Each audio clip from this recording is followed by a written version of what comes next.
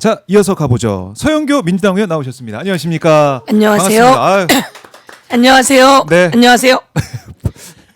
자, 서울시장 준비를 계속 하고 계시고 뛰고 계신데 네.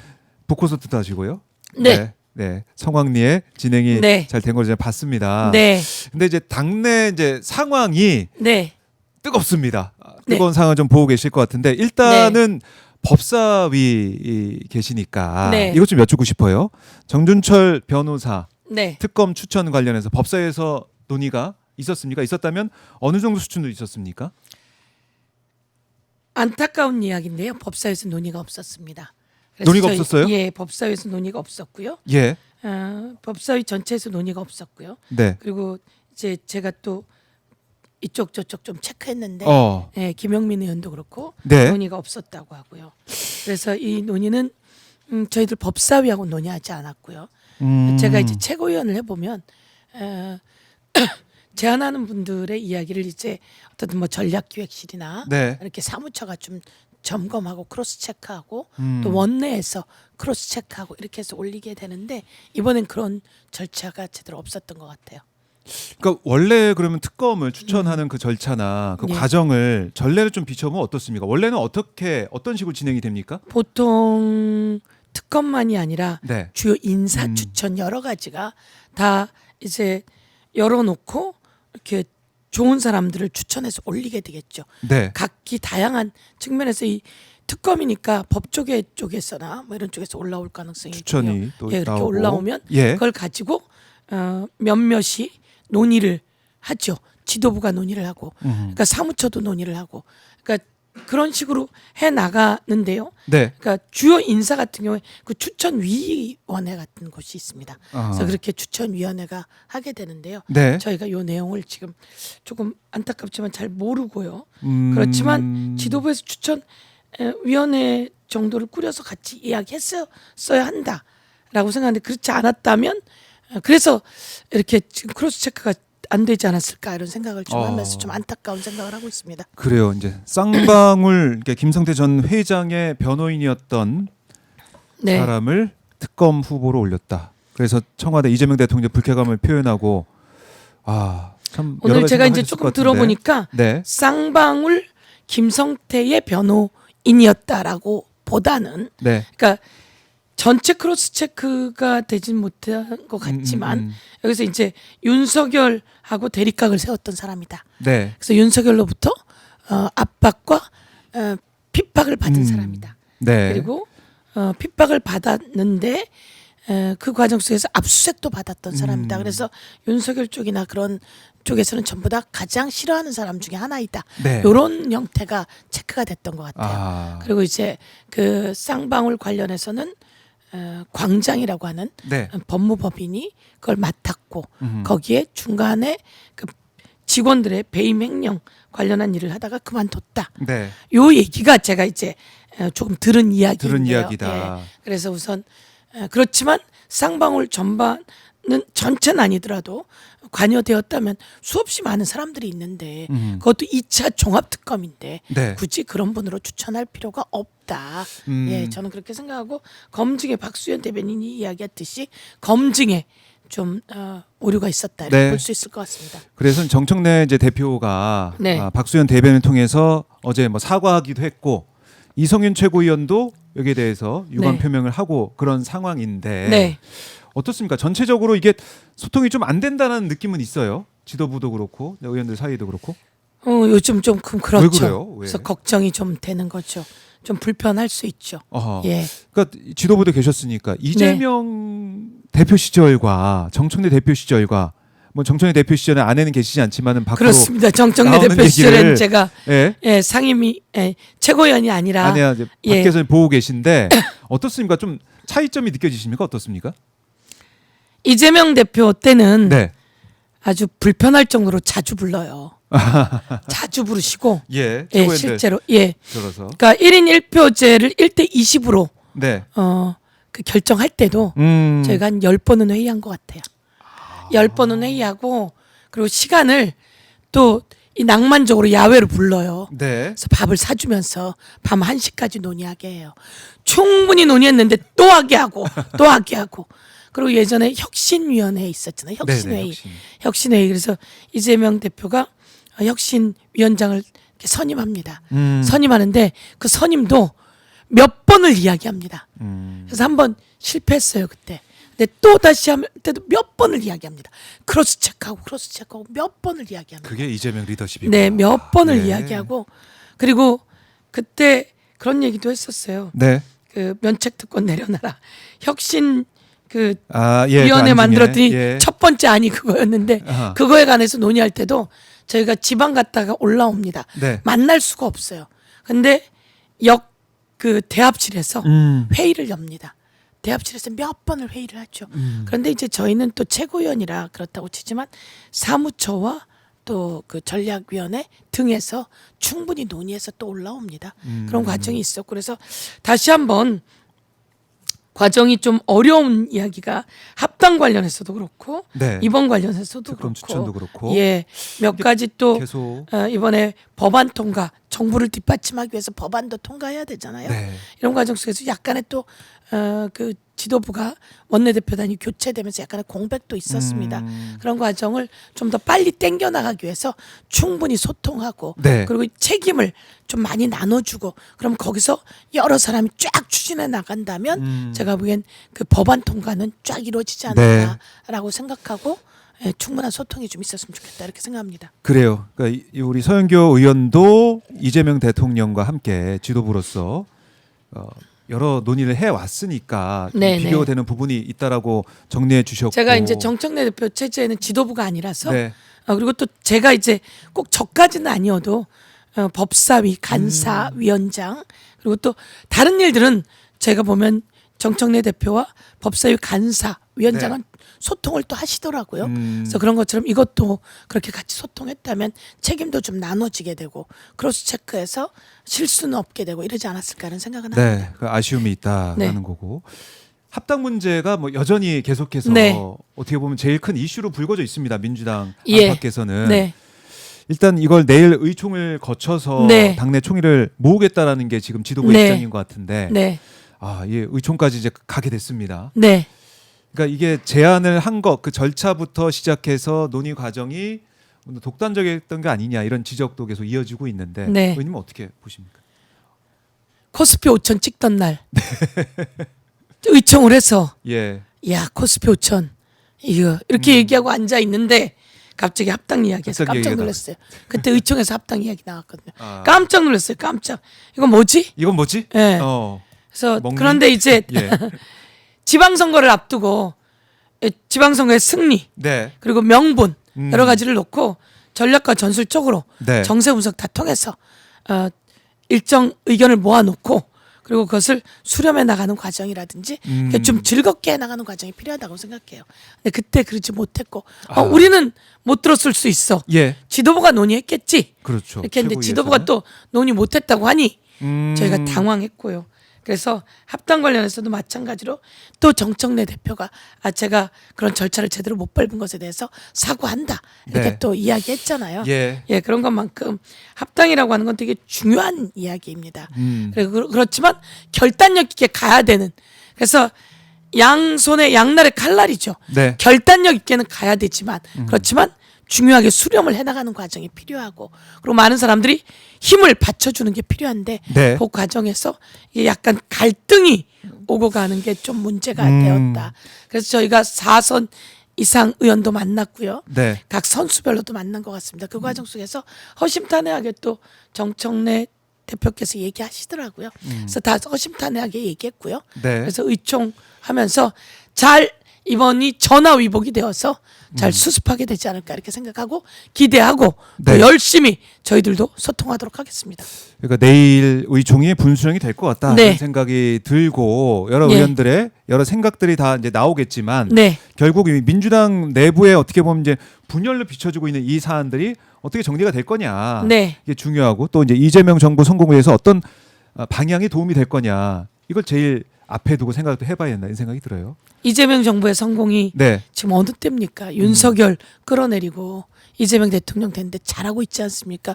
그 미국하고 시진핑하고 그 위기가 얼마나 심했습니까? 네. 그걸 잘 극복해내고 있는 이 시점 더 꽃을 피우게 해야 대한민국의 성공 아니겠습니까? 네. 저는 거기에 좀 매진해도 당분간 아하. 그렇다면 우리 그 더불어민주당도 승리하고 성공하는 길로 간다 이렇게 생각하고요. 정청래 대표와 지도부가 그렇게 좀 가고 소통 잘해서 수습해서 전화위복이 되었으면 좋겠습니다. 전화위복이 되길 네. 바란다. 알겠습니다. 그리고 지금 부동산 얘기, 그러니까 이재명 대통령 얘기하다 보면 부동산 얘기가 자연스럽게 네. 따라옵니다. 근데 서울 이제 부동산 상승에 대한 급등에 대한 여러 가지 이제 분석도 나오고 있지만 의원님은 어떻게 보세요? 오세훈 서울시장이 책임이 크다 이렇게 보시는 상황인 거죠? 어제 제가 그렇게 기자회견했는데요. 지금 부동산 관련해서 대통령이 혼신의 맞아요. 힘을 제 앞장서서님은 사실 선봉에 서 있다는 생각도 들고 지금 6개월 됐는데 선봉에 서지 않으셔도 되는데 그러나 내가 코스피 경제도 예. 우선 잘 키워냈고 음. 그랬으니 이제는 주거 공급을 제대로 해내고 그 부동산이라고 하는 것에 돈을 묶어놓고 불로소득하게 하지 마시고 네. 생산적인 곳으로 경제를 이끌어 주십시오라고 하는 시그널을 보내고 계시잖아요. 그래서 주거 공급은 확실히 하겠다. 공공이 끼어들면 확실히 됩니다. 공공이 네, 끼어들면 된다. 나라가 끼어들면 확실히 됩니다. 제가 끼어들어도 저희 지역에 주거 공급이 확실히 됩니다. 아 그랬어요? 그렇습니다. 네. 그런데 오세훈 시장이 일을 하지 않아요. 이 인허가 문제라든지 이런 거는 서울시가 아주 중요합니다. 네. 그러니까 저희 지역에 사가정이라고 있어요. 음. 사가정 역세권에 1,500세대를 짓습니다. 이게 나라가 끼어들어요. LH가 주도해주고 있어요. 이렇게 해서 주도해주면 내년에 이주합니다. 저희는 노후복합청사라고 있어요. 구민회관 새로 짓거든요. 올해 네. 철거합니다. 제가 주도한 거예요. 음. 서울시 돈과 굿돈을 합쳐가지고 짓습니다. 아파트 700채. 네. 구민회관은 훨씬 더 멋있게 지어지는 거죠. 음. 이렇게 하는 과정에 이재명 대통령이 들어왔다. 이재명은 한다면 합니다. 그러면 주거 공급을 제대로 이루어지고 네. 용적률을 높여주고 분양가는 낮춰주고 분담금은 낮춰주는 거죠. 분담금을. 그렇게 되면 주거 공급이 이루어지는 과정 속에 공공임대가 거기에 쏙쏙 들어갑니다. 청년의 기회주택, 신혼주택 그리고 중장년에게 여지껏 주택이 없다가 주택을 공급하는 일들 이런 과정을 하는데 여기에 이걸 하려고 하는데 갑자기 오세훈이 그러는 거죠. 아, 나라는 끼어들지 마. 민간이 할 거야. 이렇게 얘기하는 거예요. 주거 공급을 지금 나라가 끼어들어서 하는 공공 개발을 벌써 일찌감치 준비하고 있거든요. 네. 저희 지역만 해도 27개 지역인가요? 그래요. 음. 그런데 민간이 할 거야 이러면서 중요한 건 민간이 하지를 않는다는 거죠. 그러니까 그동안 뭐 했냐? 오세훈 시장 뭐 했냐? 그동안 선거 뭐 때가- 했냐? 선거 때가 되니까 이제 강동 예. 막 돌아다니고 이렇게 하면서 있는 거 맞습니다. 아니냐? 재건축 현장. 한 게 없어요. 제가 음. 어제 요 표 만들었는데. 네, 저희가 지금 띄워드리고 있어요 화면에. 예. 청년 안심주택이라 그러더니 근심이 돼버린 거예요. 그 딱 공급 실적이 반토막이에요. 반토막. 반토막이 났다. 그다음에 저 밑에 거 되게 중요한데요. 청년 안심주택 인허가 물량 25년에 0건이에요. 그래요. 예.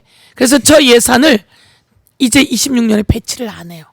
왜 그러냐면 청년 안심주택 지어주세요. 네. 그럼 이거를 오세훈이 살게요. 그럼 이 공공이 샀으니 서울시 믿고 들어오세요. 이래야 되는데 안 사는 거예요. 근데 사람들은 이게 청년 안심주택인 줄 알고 청년이 들어갔어요. 근데 여기서 전세 사기가 터져버리는 거예요. 그리고 해결을 안 하는 거예요. 그러니까 청년이 근심이 빠진 거죠. 서울시가 내가 청년주택 지으면 사줄게. 그래서 공공이 사야 돼요. 안 사는 거예요. 아 공공의 역할을 안 하고 있다. 안 하고 있는 거예요.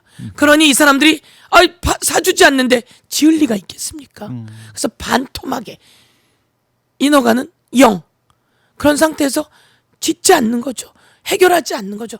민간이 해결한다 그러면서 묶어놓고 해결을 하지 않아요. 그래서 곳곳이 묶여만 있어요. 네. 집도 팔리지 않아요. 그래서 오세훈은 주거 공급이 박원순 시장 때 비해서 반도 안 된다.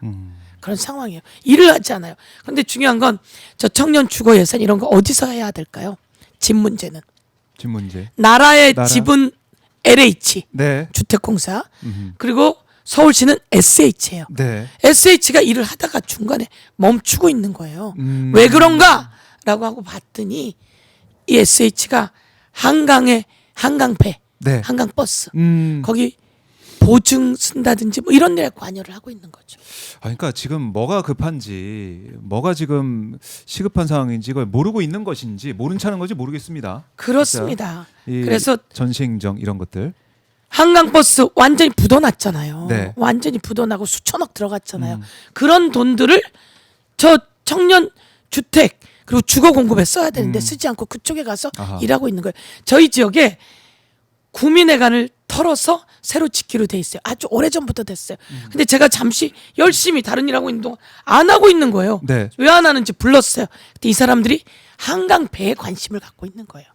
그쪽에 관심을 갖고 있고 3년이 늦어졌어요. 그래서 제가 네. 다시 불러서 어허. 지금 하지 않으면 가만 안 있겠다라고 해서 올해 철거를 하고 진행을 합니다.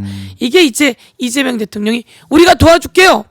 공공노후청사 하시게 되면 우리가 도와줄 테니까 나라에서도 돈 좀 줄게요. 이러고 법을 만들고 있는 거예요. 빠르게 네. 추진한다. 근데 그래. 여기서 하나만 더 말씀드리면 네네네. 이거 저겁니다. 청년들이 이제 집을 구하러 들어갔어요. 월세가 어렵잖아요. 그럼 어려운 청년에게 월세를 지원해 왔어요. 그런데 저 월세 지원이 내년에 140억이 줄어들어요.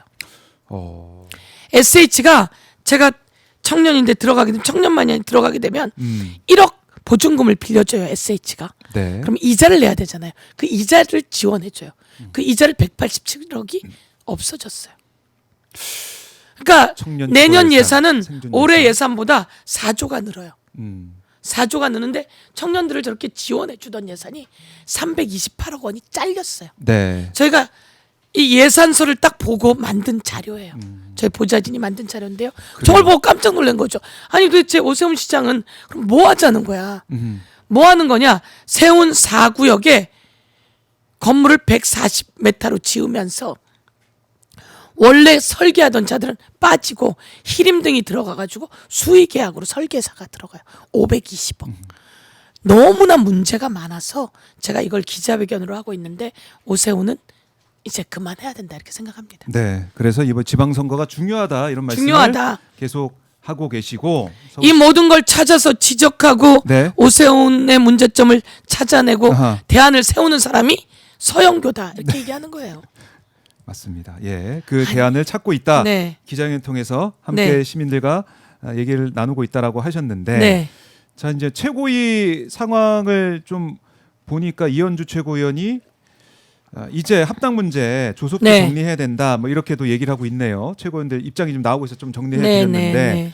빨리 정리를 해야 된다. 이 상황들. 네. 그러니까 지금 일하는 문제 말씀하시니까 이재명 대통령이 열심히 일할 수 있게 뒷받침하는 게 여당 역할인데 네. 합당 문제를 놓고 막 이렇게 사실상 분열상을 보이고 있는 게 맞는 모습이냐 이런 지적과 우려에서 나오고 있는 거 아니겠습니까? 네, 그렇습니다. 그 지적이 많고 네. 그러나 지방선거 놓고 지금이 합당할 시기다 이런 의견들이 이런 같이 있겠죠. 의견도 있고. 그래서 이재명 대통령을 우선 지금은 네.